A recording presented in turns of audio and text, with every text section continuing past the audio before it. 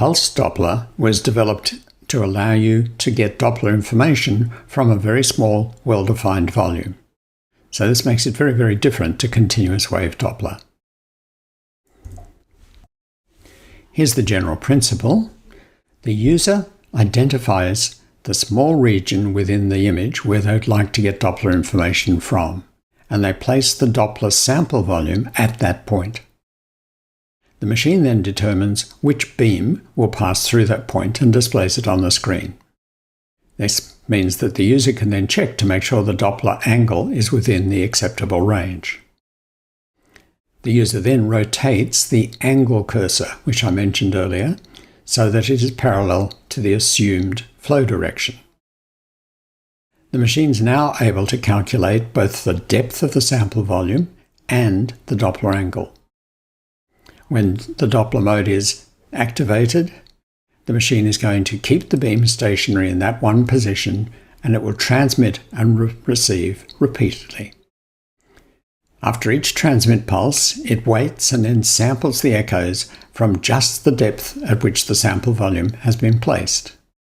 So it's ignoring the echoes at all other depths. This enables it to detect the Doppler shift, analyze it, and display it. Here's an example of a Doppler acquisition. A color Doppler has been used in order to guide the placement of the sample volume.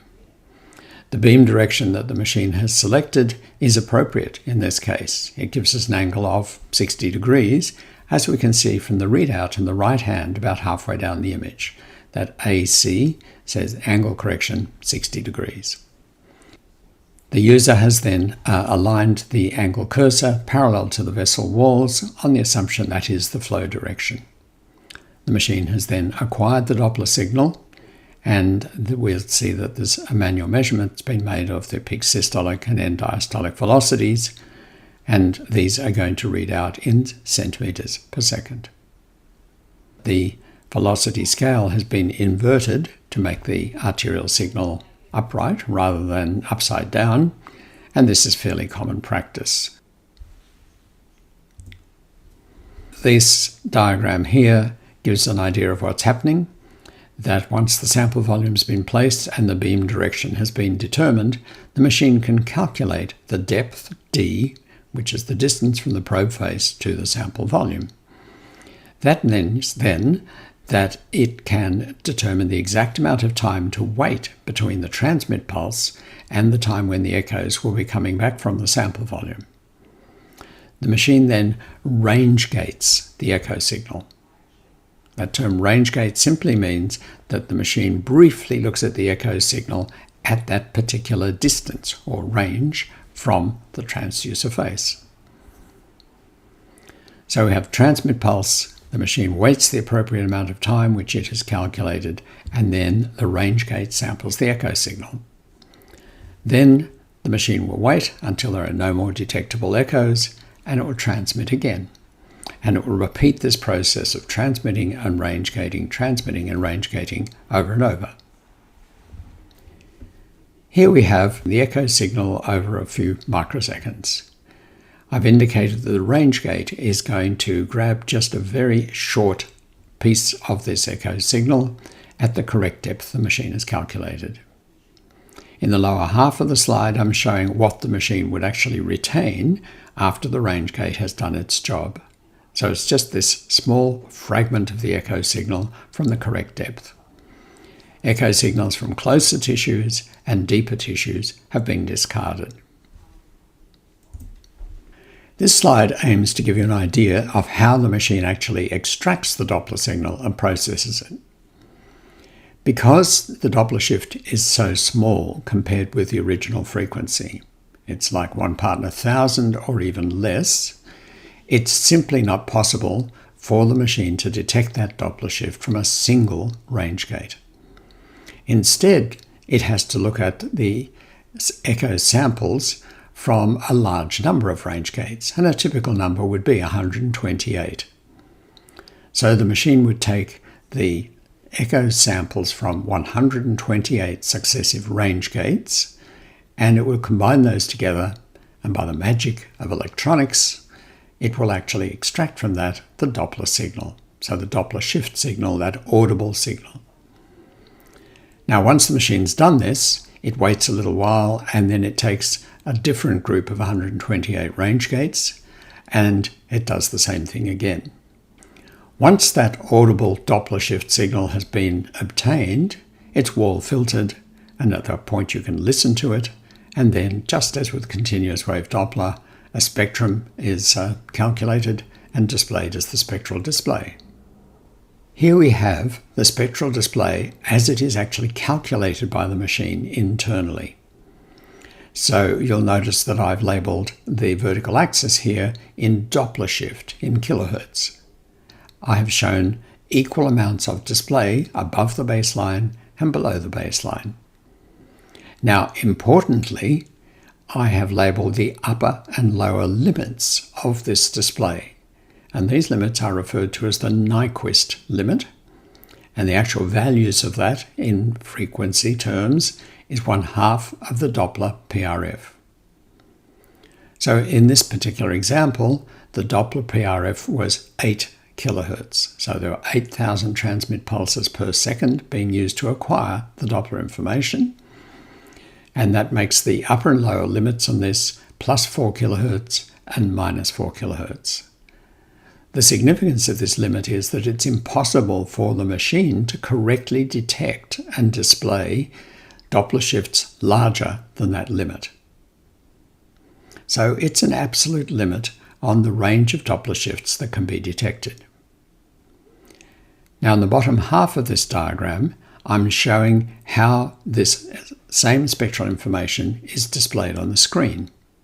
And the only difference, as you can see, is that the vertical scale has now been calibrated in terms of blood velocity. So the machine has converted Doppler shift information into the corresponding blood velocity information using the Doppler equation and the Doppler angle value that it's calculated. So that's the spectral display as would actually be seen on the screen. The one other detail about this is that it's possible for you to move the baseline of the display up and down. This is purely modifying the display, but it does actually increase or decrease the range of display above and below the line. So for example, if you shift the baseline down, you'll have a larger range of velocities that can be displayed above the line, and you'll have a decreased display range that can be displayed below the baseline. And this is routinely done just to make the best possible use of the display. The other detail that I should point out is that the machine has a control called the velocity scale control usually, and this is going to alter the range of Doppler shifts that can be displayed and therefore the range of velocity values that can be displayed. What this is doing, of course, is that it's actually changing the Doppler PRF. So if you increase the velocity scale, a larger range of velocity values can be displayed and the PRF will have increased accordingly. Here's a diagram to give you an idea of what's happening. So we have a blood vessel which has a range of velocity values, typically arranged as in this parabolic format that I've shown here. The idea is to place the sample volume in the center of the vessel so that you are capturing the maximum velocity in and around the center. This means that this measurement will be repeatable. So as long as you do place the sample volume in the center of the vessel, you should be able to get consistent readings from one time to another. With vascular Doppler, it can be tricky at times to determine the flow direction in the vessel simply by looking at the display and seeing whether it shows flow towards the probe or away from the probe. So I hope that this pair of diagrams may help you to do that. It's something that becomes quite instinctive once you have a little experience, but it's difficult at first. So on the left-hand side, flow in the directions shown by any of these arrows is going to be seen by the machine as flow towards the probe. So if we have vessels going in any of those directions, that's going to be seen as flow towards the probe. And on the right-hand side, flow in any of these directions will be seen as flow away from the probe. As an example, if we look at this vessel, you can see that the arterial signal is negative, which means that the flow is away from the probe. Hopefully, you can see that this means that the flow will be from left to right in this image, because as the flow moves from left to right and passes through the sample volume, it is getting increasingly far away from the probe face. The other thing that I'm showing here is the effect of the angle cursor. On the left-hand side, I haven't yet adjusted the angle cursor. In fact, we don't see it in the image. It's not displayed because I haven't touched that control yet. So this does not have the correct angle setting, but it is displaying velocity values. So it is somehow calculating velocity values. The way it's doing this is that in the absence of a cursor adjustment, in the absence of the angle marker, the machine is assuming flow is parallel to the beam. That's not true, and therefore it's going to be using an incorrect value for the Doppler angle, and therefore these velocity values are completely invalid. So you'll notice here the peak velocity reading is about 45 or 50 centimeters per second. On the right-hand side, I have now set the angle cursor, and therefore the machine is reading out the angle, which happens to be 60 degrees in this case, and now you can see the peak velocity is closer to 100 centimeters per second, because now the machine is using the correct Doppler angle. So this highlights the fact that you really must do angle corrections unless the beam is parallel to flow. If you haven't done the angle correction for any reason, the velocity values will be invalid. I showed you before manual measurements. This is an example of automated measurements where the machine has fitted the blue line to the upper edge of the Doppler spectral display. Incidentally, I should emphasize that measurements are almost always made from the top of the spectral display, the envelope of the spectral display. So here the machine has detected the start of one systole, the start of the next, and therefore it's got a representative single cardiac cycle. It can measure values such as peak systolic, end diastolic, minimum diastolic, mean value, etc. So let's look at the controls that are available with Pulsed Doppler. Well, obviously the user places the sample volume in the place of interest. Now the user can also adjust the angle of the beam. With a linear probe, this is done by steering the beam. With a curve probe, you simply move the probe so that a different beam is looking at the point, because remember, with a curve probe, every beam has a different direction. You can adjust the velocity scale, as I mentioned a short time ago, and this will actually be altering the PRF of the Doppler system. You can shift the baseline, as I described as well, in order to make the best use of the display. Not surprisingly, you can adjust the gain in order to get adequate Doppler signals. You can make measurements, as you've seen, either manually or automatically. You can adjust the wall filter if you find that to be necessary. Generally, though, you'll find that the machine's default values are appropriate. And finally, it is possible to change the sample volume size. Normally, you will leave this at a relatively small size, which is likely to be the machine's default, but sometimes you may want to search a larger volume for Doppler signals, in which case you may increase the sample volume size. So these are the main controls associated with Pulsed Doppler.